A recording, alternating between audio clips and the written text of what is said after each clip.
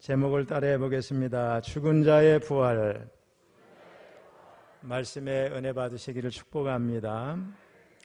사도 바울은 고린도전서 15장 1절로 11절에서 부활이 우리 복음의 핵심이라고 하는 것을 말씀했고, 그리스도의 부활이 성경대로 이루어진 역사적인 사실이라고 하는 것을 말씀했습니다.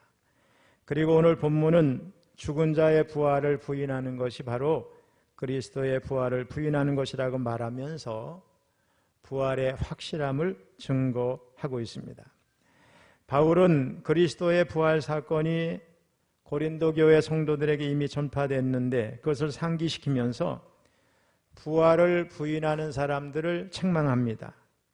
자, 그런데 12절을 자세히 보면 이들은 그리스도의 부활을 부인하는 게 아니고 죽은 자의 부활 자체를 부인하고 믿지 못하는 겁니다. 우리 12절을 같이 읽어봅니다. 시작. 그리스도께서 죽은 자 가운데서 다시 살아나셨다 전파되었거늘 너희 중에서 어떤 사람들은 어찌하여 죽은 자 가운데서 부활이 없다 하느냐. 고린도 교회 성도들 가운데 부활이 없다고 주장하는 사람들은 당시 헬라 철학의 영향을 받은 사람들이죠. 헬라인들은 몸은 죽음으로써 그냥 끝나는 거라고 믿었어요. 그리고 영혼만이 계속 불멸하는 존재로 이렇게 이해를 했습니다.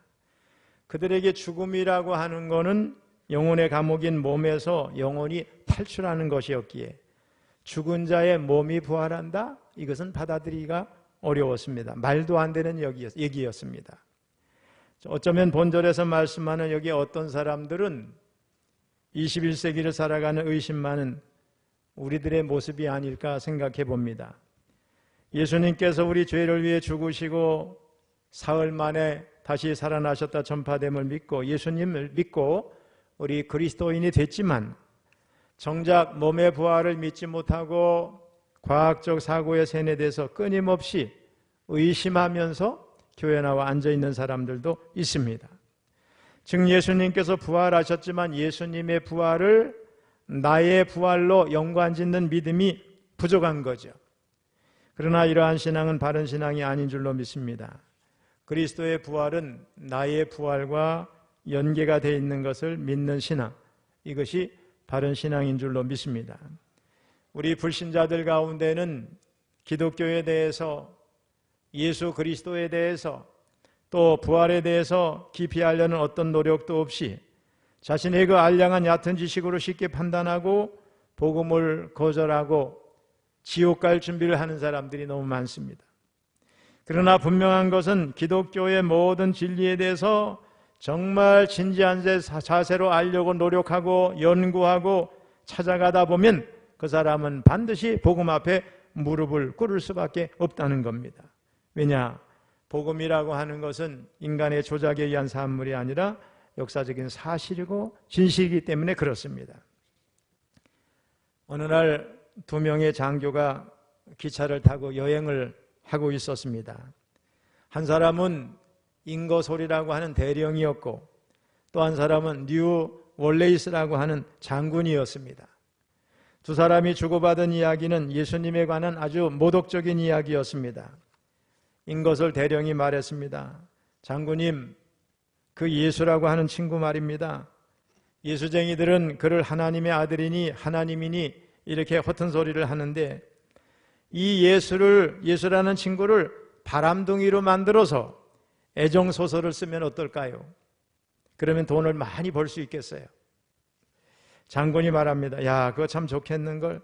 참 재미있는 소설이 되겠어. 그 후에 그 두 사람은 군에서 전역을 했습니다. 뉴 올레이스 장군은 이것저것 할 일을 찾아봤지만 신통한 것이 별로 없었어요. 또 장군으로 전역을 했으니 아무 일을 또 할 수도 없었겠지요. 이런 생각 저런 생각을 하다가 문득 전에 기차 안에서 인거솔 대령이 말한 대로 예수를 주인공으로 한 애정소설을 써봐야 되겠다 결정을 했습니다. 그래서 성경을 앞부분부터 차례차례 자세히 읽기 시작했습니다. 직접 이스라엘까지 가서 자료도 수집을 했습니다. 그런데 참 이상한 일이 생겼습니다. 성경을 읽고 자료를 모으면 모을수록 그의 마음이 변화되어 가기 시작했습니다. 예수님이 진실로 하나님의 아들이시고 역사적으로 실존했던 인물이라는 확신이 찾아왔습니다. 마침내 그가 목적한 소설의 원고가 끝났는데 처음 계획한 것과는 전혀 딴판의 글이 나오고 말았습니다. 원고를 탈구한 후에 그는 자기도 모르게 의자에서 내려와서 기도를 드리게 됐습니다. 진실로 주는 하나님의 아들이시여 나의 구주이십니다. 그 소설의 이름이 바로 영화로도 잘 알려진 배너라고 하는 작품입니다. 바울은 13절에서 역설적인 논리로 부활을 부인하는 자들의 논리를 제압하고 있습니다. 즉 죽은 자의 부활을 부인하는 것이 그리스도의 부활을 부인하는 것이다, 이런 말씀입니다. 우리 13절을 읽어봅니다. 시작. 만일 죽은 자의 부활이 없으면 그리스도도 다시 살아나지 못하셨으리라. 지금 우리가 사용하고 있는 개역개정판 성경에는 헬라어 원문에 있는 대라고 하는 그러나 이런 뜻을 가진 말이 없어요. 이 번역이 생략되어 있는데 원문대로 그러나 이렇게 앞에서 붙여놓고 읽으면 이 말씀은 앞에서 제시한 죽은 자의 부활에 대한 반증이라는 걸 알 수 있어요. 그러나 만일 죽은 자의 부활이 없으면 그리스도도 다시 살아나지 못하셨으리라. 16절에서도 우리 13절 비슷한 말씀이 나오는데 이 말씀은 죽은 자의 부활을 부인하는 것이 곧 그리스도의 부활을 부인하는 것이 되고 결과적으로는 성도의 구원도 없다고 하는 17절로 19절의 전제가 되고 있다는 걸 알 수가 있어요. 우리 16절도 읽어봅니다. 시작. 만일 죽은 자가 다시 살아나는 일이 없으면 그리스도도 다시 살아나신 일이 없었을 터이요. 우리 그리스도의 부활은 기독교 신앙의 모퉁이 돌입니다. 모퉁이 돌을 영어로 말해 코너스톤, 코너에 있는 돌이죠. 코너스톤이에요. 우리 모퉁이 돌은 건물의 기초를 튼튼히 하기 위해서 기둥 밑에 개어놓는 돌을 말하는데 오늘날은 이제 옹벽을 쳐가지고 이렇게 건축을 하지만은 옛날에는 어떻게 해요? 기둥 밑에 큰 돌을 놨죠. 이게 코너스톤이에요. 두 개의 벽이 마주치는 곳에 그 튼튼한 돌을 놓은 것인데 그 벽을 지탱해주는 이 돌이 제 역할을 하지 못하면 건물 자체가 기울거나 붕괴될 수밖에 없습니다. 마찬가지로 기독교 신앙의 모퉁이 돌인 그리스도의 부활이 없다면 기독교 신앙은 제대로 된 신앙이 될 수 없거나 기독교 신앙 자체가 무너질 수밖에 없습니다. 그런데 놀랍게도 부활은 분명한 역사적인 사실이고 예수 그리스도께서 자신이 누구라고 주장하셨던 바로 그 존재를 증거해 주셨고 그가 이 땅에 오셔서 성취하고자 하셨던 모든 것이 다 이루어졌다고 하는 것을 증거해 주셨어요. 그래서 복음 전도자 토레이는 이런 말을 했어요. 예수 그리스도의 부활을 가리켜서 기독교가 증거하는 것들을 굳게 지켜주는 견고한 요새요 불신자들을 참패시킨 것이다. 부활은 하나의 역사적인 토대로서 기독교의 다른 모든 교리들이 이것을 기초로 해서 세워지고 부활 앞에서 모든 의심은 다 비틀거리고 사라지게 될 줄로 믿습니다. 인도의 썬다싱이 영국을 방문했을 때 어떤 대학 교수가 질문을 했습니다. 당신이 오랫동안 믿어온 전통적인 종교 힌두교를 버리고 기독교 신자가 된 이유가 뭡니까? 그러자 썬다싱이 간단히 대답을 했어요. 그 이유는 부활하신 주님이 지금도 살아계시기 때문입니다. 기독교와 타종교의 가장 큰 차이는 예수님이 타종교의 창시자와 달리 죽음에서 다시 살아나셨고 지금도 살아계시다는 겁니다. 예수님 부활하셔서 하나님의 아들이심을 증명하셨어요. 그래서 바울은 14절 이하에서 그리스도의 부활이 없다고 하는 가정하에 일어날 일에 대해서 말씀을 함으로 역설적으로 부활의 확실성을 아주 강하게 강조하고 있습니다. 그 내용을 한번 정리해 보겠습니다. 첫째로 부활이 없다면 사도들의 복음 전파가 헛되다는 거예요. 왜냐? 사도들이 전파한 복음의 핵심 내용이 주님의 죽음과 부활이었기 때문에 그렇습니다. 우리 14절 읽어봅니다. 시작. 그리스도께서 만일 다시 살아나지 못하셨으면 우리가 전파하는 것도 헛것이요 또 너희 믿음도 헛것이며. 여러분, 특별히 바울이 가는 곳마다 전파한 게 뭐냐? 바로 부활의 복음이에요. 그는 부활의 증인이었어요. 부활하신 예수 그리스도를 전했습니다. 바울은 자신을 갖다가 전파자라고 여기 얘기하고 있습니다. 이 때문에 온갖 박해를 다 당하고 고난을 겪었습니다. 그런데 부활이 없다고 하면 사도 바울의 인생에 무슨 의미가 있겠습니까, 여러분?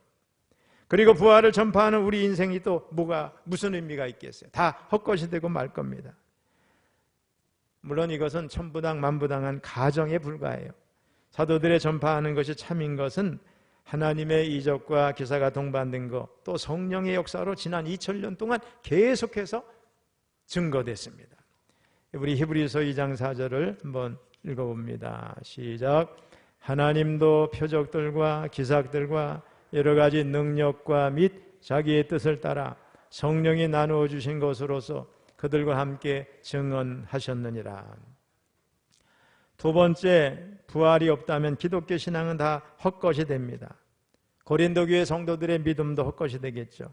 결국 기독교 신앙 자체가 다 헛것이 됨을 말합니다. 우리 14절 읽어봅니다. 시작. 그리스도께서 만일 다시 살아나지 못하셨으면 우리가 전파하는 것도 헛것이요 또 너희 믿음도 헛것이며. 세 번째로 복음 전도자들은 다 거짓 증인이 되겠지요. 저도 그렇고. 그리스도의 부활이 없다면 다 거짓 증인이 되는 거예요. 왜? 고의적인 거짓말을 하는 죄를 지었으니까 그렇죠. 왜냐? 그들이 그리스도의 부활을 실제로 초대교회 당시에는 목격을 했다고 전했기 때문에 그렇습니다. 우리 15절을 읽어봅니다. 시작. 또 우리가 하나님의 거짓 증인으로 발견되리니 우리가 하나님이 그리스도를 다시 살리셨다고 증언하였습니다. 만일 죽은 자가 다시 살아나는 일이 없으면 하나님이 그리스도를 다시 살리지 아니하셨으리라. 네 번째로는 죄의 문제가 여전히 해결되지 않고 있을 겁니다. 부활이 없다면 성도들의 구원에 관한 모든 문제는 다 헛것이 되는 거죠. 우리 그리스도의 부활이 성도의 칭의와 관계된 문제이기 때문에 속죄도 죄사함도 없게 됩니다. 다시 말하면 우리 성도들은 여전히 죄와 허물로 인해서 죽은 존재로 머물러 있게 된다는 거예요. 우리 17절을 읽어봅니다. 시작. 그리스도께서 다시 살아나신 일이 없으면 너희의 믿음도 헛되고 너희가 여전히 죄 가운데 있을 것이요. 다섯 번째는 그리스도 안에서 죽은 자도 영원히 멸망당합니다. 그리스도를 믿음으로 그와 연합한 성도들 다 이제 부활하게 될 텐데 그렇지 않다 그러면 영원히 멸망을 당하게 된다는 거예요. 18절 읽어봅니다. 시작. 또한 그리스도 안에서 잠자는 자도 망하였으리니. 여기 잠자는 자는 죽은 자들이죠. 이들은 예수님을 주님으로 고백하고 주님을 위해서 살다가 죽은 사람들이에요. 근데 부활이 없다면 이 사람들은 다 망하는 길로 갔다는 거예요. 이들은 부활을 소망하고 예수님을 위해서 살다가 죽음을 맞이했고 예수 그리스도를 위해 죽었습니다. 이 땅에서 주님을 위해 수고했습니다. 그런데 부활이 없다면 이 모든 것이 허망해지는 거고 허무해지는 겁니다. 저 그리스도의 부활이 있을 때 성도의 죽음은 주 안에서 잠자는 것 이상의 의미를 갖지 않는데 그리스도의 부활이 없으니 성도라 할지라도 하나님의 정죄 아래서 영원히 멸망을 당하고 말 거라는 거예요. 물론 이것도 터무니없는 가정에 불과합니다. 부활을 확신하는 성도는 죽음이 끝이 아니라 영원한 삶을 향한 시작이라는 것을 너무나 잘 알고 있습니다. 1945년 4월 8일 주일 아침에 나치 히틀러에 대항했던 39세의 보네포 목사가 감옥에서 아침 기도를 드리고 있을 때 험악하게 생긴 두 사나이가 보네포를 사형장으로 끌고 가기 위해 왔습니다. 보네포 나와라.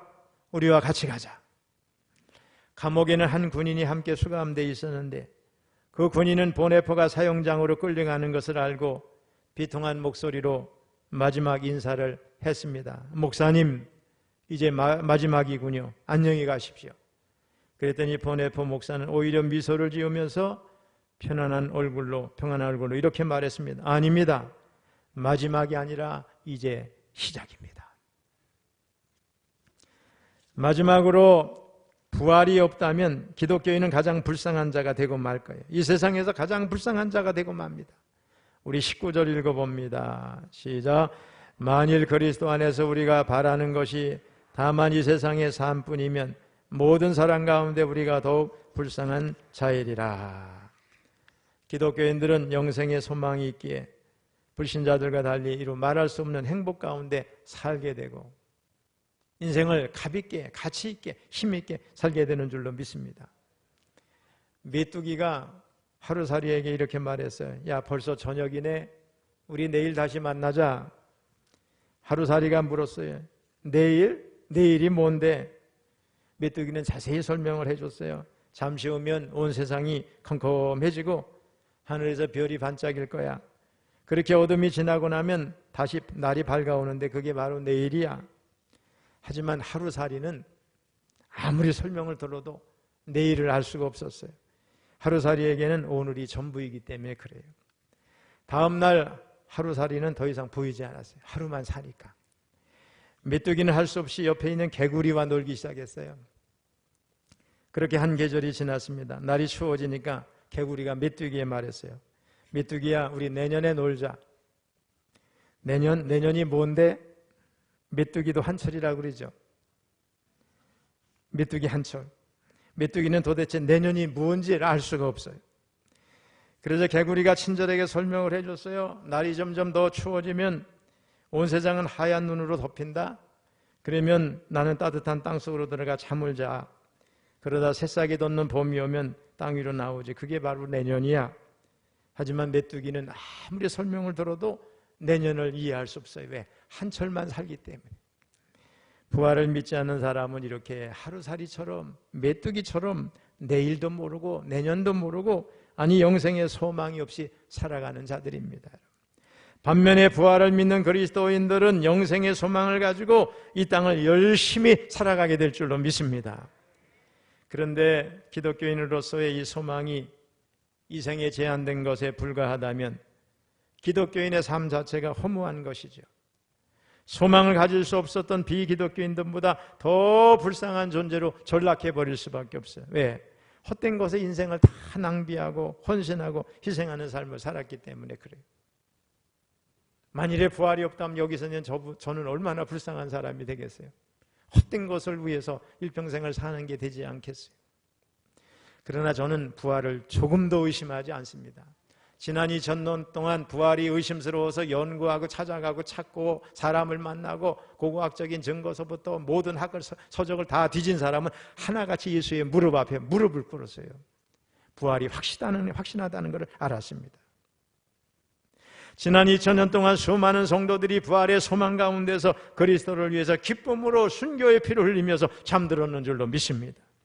그들은 그리스도 안에 있는 영원한 부활의 소망 때문에 이 땅에서 기쁨으로 모든 것을 희생하고 그리스도의 남은 고난에 적극적으로 동참했습니다. 그런데 그리스도의 부활이 없다면 이 모든 것이 헛된 소망을 바라다가 망하게 된 것이 아니고 뭐겠습니까, 여러분? 사랑하는 성도 여러분, 만일 예수님이 부활하지 않으셨다면 우리는 죽은 자의 부활체가 어떤 모습인지 짐작조차 못하지요. 자연 법칙대로 나무가 겨울이 되면 잎이 다 떨어지고 보잘것 없어지는 것처럼 사람이 나이가 들어가면 그저 늙고 병들고 추하게 변해지고 결국 죽는 것으로 끝난다고만 생각을 할 거예요.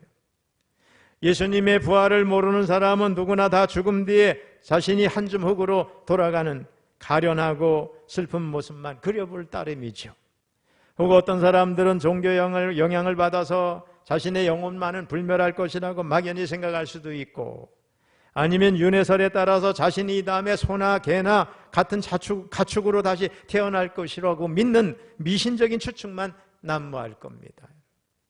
그러나 예수님이 죽은 자 가운데서 사흘 만에 영광스러운 몸의 부활을 보이셨고 장차 성도들도 주님처럼 부활할 것을 말씀하셨기 때문에 우리 성도들은 내세 확실한 부활을 소망하며 이 땅을 살아가게 될 줄로 믿습니다. 우리가 부활을 생각할 때 부활은 연속성과 불연속성이 같이 있다는 걸 우리가 알 수 있어요. 연속성은 뭐냐? 우리 지금 살아있는 우리들 안목에는 누구고 이름까지 다 알죠? 부활에서도 그 사람을 알아볼 수 있다는 게 연속성이에요. 지금도 몸을 가지고 있지만은 부활한 몸도 신령한 몸을 가지고 있다는 거예요. 우리 주님이 이상한 거로 생각하지 말라고 그랬어요. 부활한 몸은 살과 뼈가 있다고 그랬어요. 내가 좀 먹을 것 있으면 가져오라. 그래서 그것도 음식도 잡수셨고, 손을 내밀면서 여기 못 박힌 것도 만져보고 옆구리에 손도 넣어봐라, 이렇게 말씀하셨어요. 그렇다면 부활한 육체는 우리가 알아볼 수 있다는 거죠. 오늘의 나와 그 몸은 연속성이 있는 거예요. 전혀 새로운 존재로 달라지는 게 아니에요. 무슨 불교에서 말하듯이 개가 되고 돼지가 되고 뭐 나비가 되고 이런 허망한 얘기를 하는 게 아니에요.